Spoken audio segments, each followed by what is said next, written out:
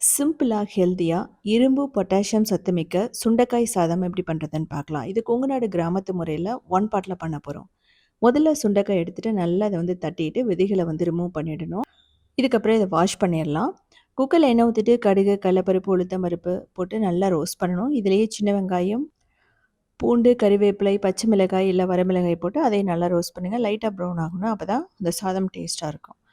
இப்போ சுண்டைக்காய் போட்டுடலாம்.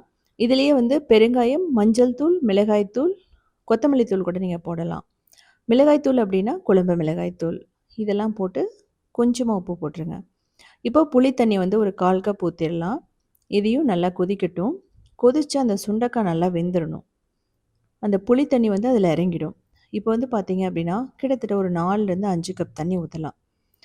2 கப் அரிசி அப்படின்னா நீங்கள் அந்த அளவுக்கு தண்ணி ஊற்றணும். இப்போ தேங்காய் ஒரு 1/4 கப் போட்டுக்கலாம். இது நல்லா கொதிச்சு வரும்போது நம்ம 2 கப் அரிசி போட்டுக்கலாம். இப்போ குழம்பு மிளகாய் தூள், ஜீரகத்தூள், கொத்தமல்லி தூள், அதுக்கப்புறமா மிளகுத்தூள் போடுறோம். ஃபைனலாக கொத்தமல்லி.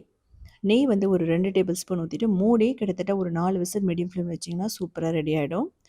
நல்லா உதிரி உதிரியாக வந்துடும். நான் யூஸ் பண்ணுறது சோனா மசூரி. நீங்கள் கொல்லம் ரைஸ், கள்ளி ரைஸ் எல்லாம் நிறையா இருக்குது. நீங்கள் பாசுமதி அரிசி யூஸ் பண்ணலாம். ஜீரா ரைஸ் நல்லாயிருக்கும். அது மட்டும் இல்லாமல் பொன்னி ரைஸ் கூட யூஸ் பண்ணலாம். லஞ்ச் பாக்ஸ் ரெசிபின்னு சொல்லலாம். இதோட சுண்டல் எடுத்து